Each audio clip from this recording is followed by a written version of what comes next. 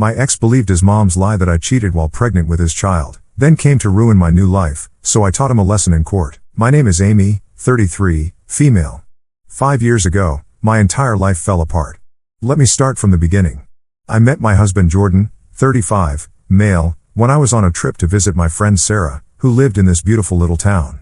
I remember it was the first week of July, and the weather was just perfect. Sarah had been bugging me for ages to come and stay with her, and I finally decided to take her up on the offer. Little did I know that this trip would change my life forever. Jordan lived right next door to Sarah's place. On my first day there, I was sitting on Sarah's porch, sipping iced tea and enjoying the sunset, when I saw him for the first time. He was out watering his plants, looking all calm and content. We made eye contact, and I swear I felt something shift inside me.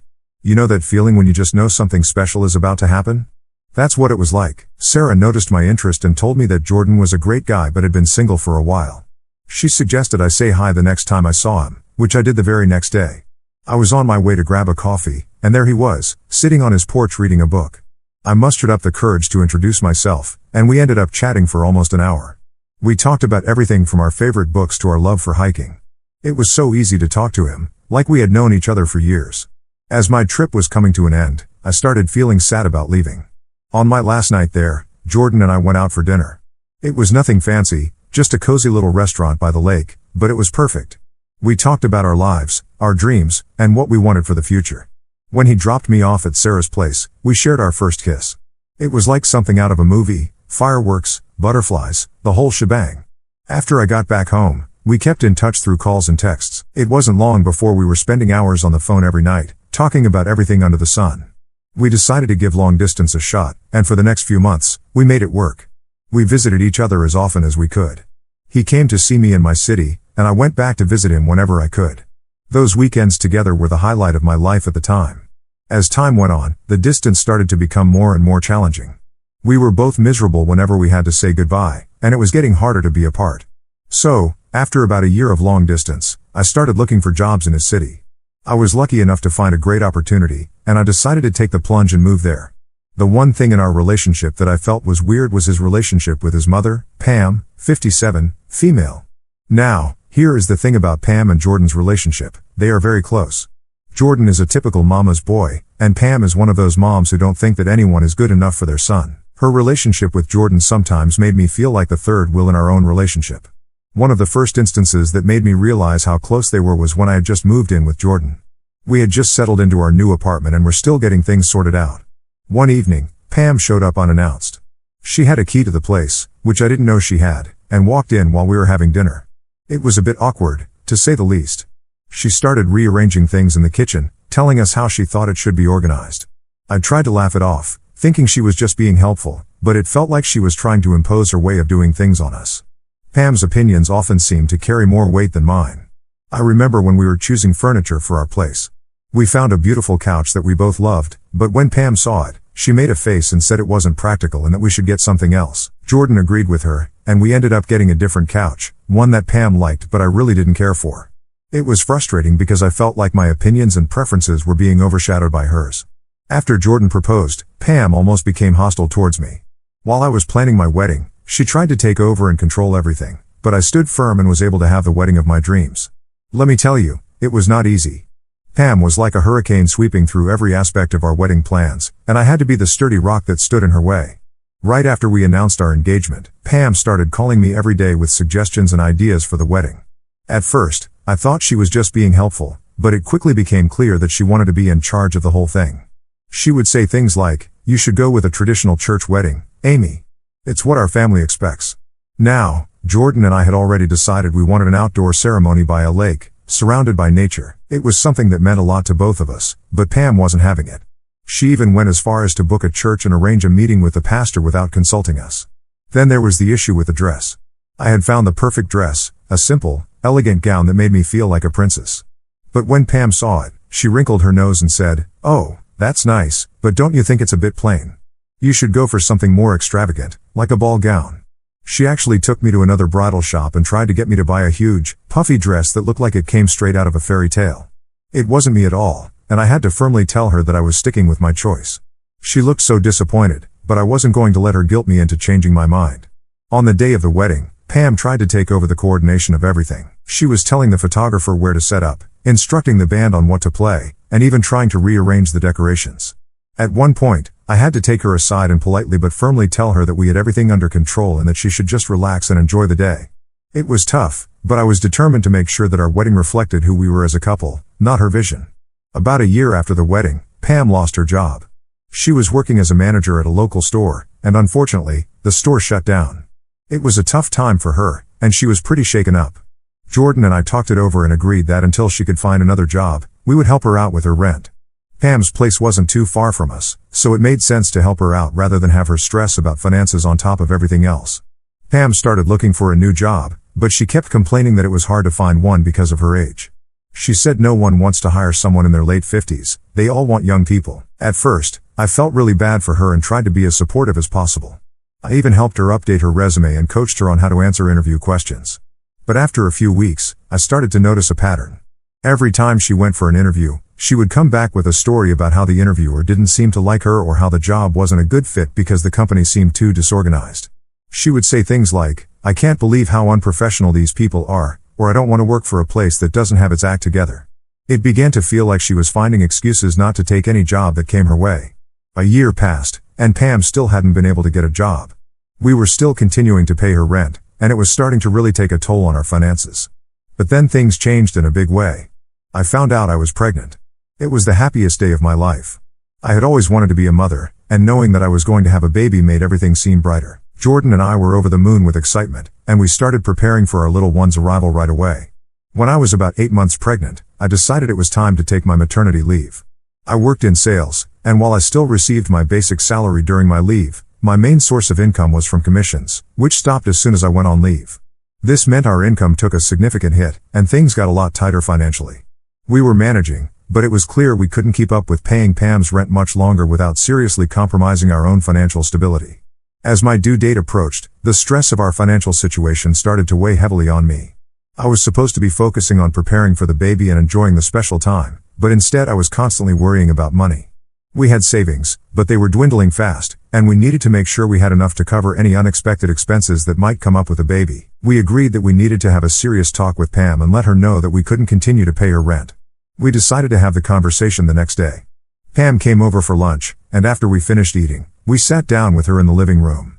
I was so nervous, my heart was pounding in my chest.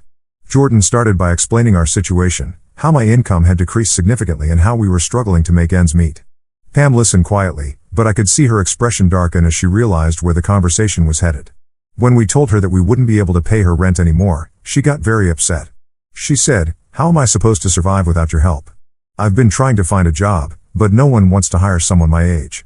I felt bad for her, but I also knew that we had to prioritize our own family's needs, especially with a baby on the way. I tried to stay calm and explain that we had been supporting her for over a year and that we just couldn't afford it anymore. I suggested she look into other options, like finding a roommate to share the rent or even moving into a more affordable place. Pam was not happy about it. She said she couldn't possibly live with a stranger and that moving would be too much for her to handle. The conversation was tough, and it didn't end on a good note. Pam left in a huff, and I felt terrible. Less than a week later, Pam came to visit us again, and this time she didn't say anything about the rent. I thought we had moved past the whole issue. She seemed calm, and we had a nice chat about the baby and other lighthearted topics. It felt like a weight had been lifted off my shoulders, and I was relieved that things seemed to be getting better. But then, after she left, something strange happened. Jordan got a call from her, and I could see his face tense up as he listened.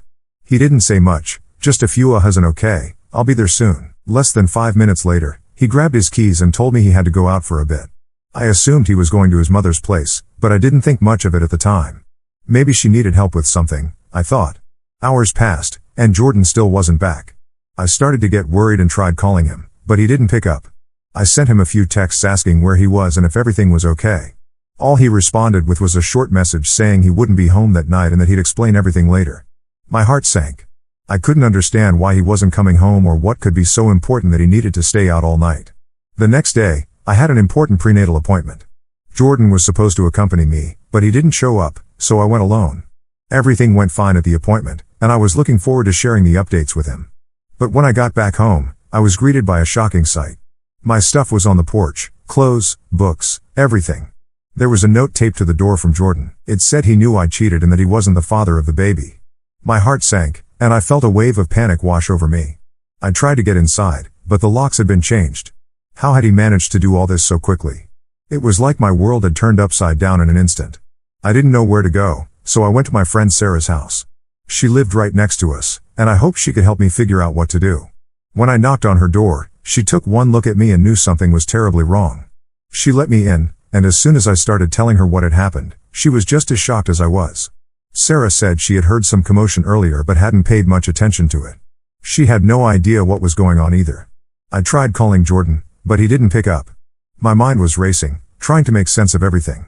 Then, out of nowhere, I received a text message from Jordan. It was a picture of me standing at our front door with a man. I was smiling, and the guy was handing me something. I remember this guy. He was a colleague who had come over a few times to get my signature on some work documents. Nothing inappropriate had happened. He was just a coworker. Who could have taken this photo? I was so confused and hurt. I texted Jordan, trying to explain that the man in the picture was just a colleague from the office and that nothing had happened between us. But Jordan didn't believe me. He just replied saying he wanted a divorce and that he couldn't trust me anymore. It felt like a dagger to the heart. I couldn't believe it took so little to destroy our relationship. Trust me, I tried my best to explain everything and reassure him, but it was like he had already made up his mind. Something had changed in him, and he wasn't ready to listen to me at all. A few weeks later, I was still living at Sarah's house. I was trying to keep myself together, but it was hard with all the stress and uncertainty hanging over me. I did make plans to move back to my parents' place for a while to get some stability, but I couldn't travel right now because of how far along I was in my pregnancy. It just wasn't safe for me or the baby. I needed help, so I asked my mom to come and stay with me. She flew in the next day, and it was such a relief to have her by my side during this difficult time. My mom helped me find a small apartment nearby. It wasn't much, but it was a place where I could start over. I used what little money I had saved to sign the lease, and my parents generously loaned me some money to help with the baby's expenses. They have been my rock through all of this, and I couldn't have made it without them. It was a humbling experience relying on my parents like this, but I was grateful for their support. I had to deliver my baby without my husband. My mom was there, but I still felt so alone. After a month, I was still trying to reach out to Jordan, texting him, sending him photos of our baby boy, and doing everything I could to make him believe that he was the father. I kept telling him that we could get a paternity test and that all I needed was a sample of his hair, but he wasn't even willing to try that. It was like he had completely shut me out. Then, one day out of the blue, he sent me divorce papers. I was furious and heartbroken at the same time. I didn't know what to do. I felt so helpless and abandoned. I didn't have any other option but to hire a lawyer. I thought, if Jordan doesn't want to accept his son, then fine, we don't need him. I was determined to move forward for the sake of my son. The lawyer was very supportive and helped me navigate the whole process. I decided to include a clause in the divorce papers stating that Jordan was relinquishing his rights as a father. I was shocked when he happily signed the papers without any objection. It was like he didn't even care. Within a few months, we were divorced. Raising my son alone was really tough. There were sleepless nights, endless diaper changes, and moments when I just felt completely overwhelmed. If it wasn't for my mom, who actually came to help out with the baby, my dad, who helped financially, and my friends, who helped me stay sane through it all, I would have lost my mind. My mom stayed with me for several months, helping with everything from feeding to midnight cuddles. She was my rock, always there to pick me up when I was feeling down and to remind me that I wasn't alone in this journey. My dad was amazing too. He provided financial support, which was a huge relief.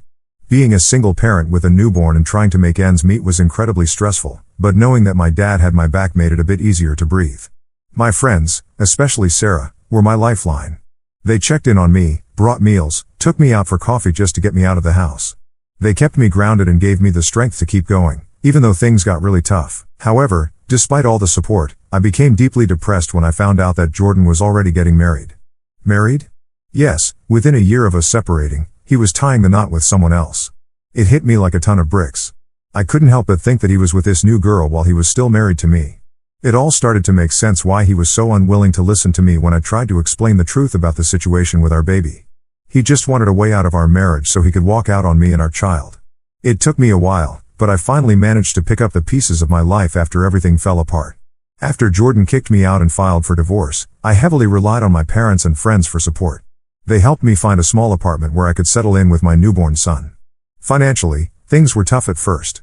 I had to get back to work soon after giving birth, despite the challenges of being a single mom. My parents helped out with childcare, and gradually I was able to stabilize our situation.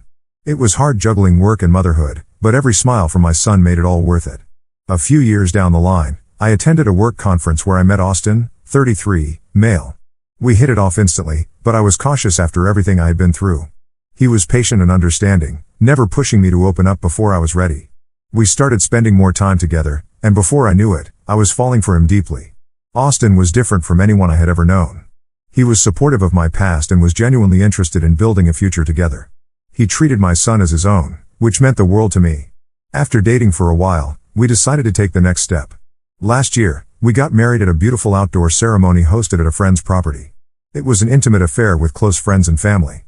Walking down the aisle with my son beside me and Austin waiting at the end was a moment I'll cherish forever. It felt like we had finally become the happy family I'd always dreamed of.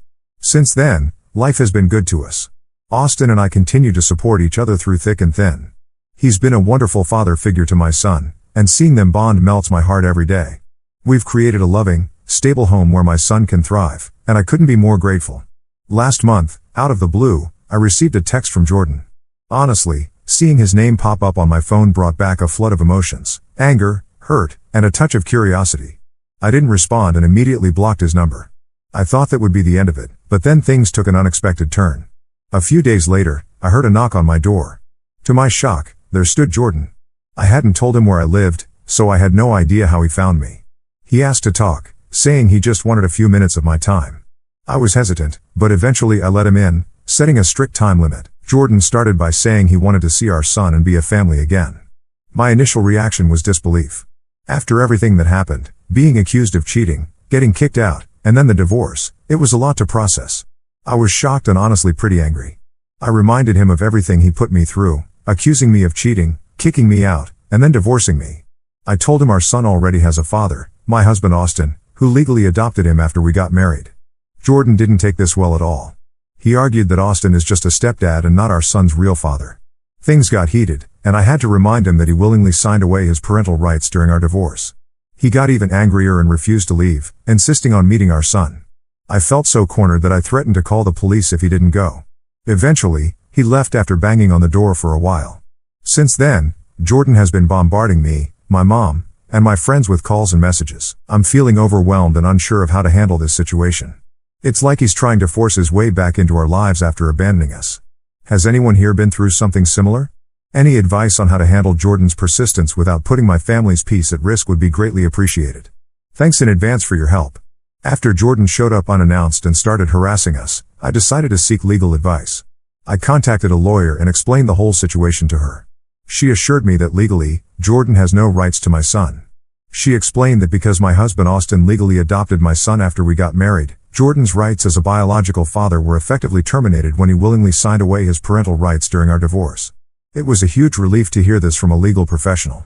She also advised me on steps I could take if Jordan continued to harass us. She said we could pursue legal actions such as getting a restraining order or taking other measures to ensure our safety and peace of mind. Armed with this information, I feel more confident about handling the situation. I know now that legally, my family is protected, and I don't have to entertain Jordan's attempts to disrupt our lives. After I told Austin about it, he was understandably concerned and told me never to open the door if Jordan came by again. He's worried about Jordan's behavior, and honestly, so my curiosity got the better of me though, and I did a bit of social media digging. Turns out Jordan is divorced now. I'm not surprised, to be honest. Starting a new relationship on the back of another one rarely ends well. Since that incident, Jordan hasn't stopped with the texts and calls.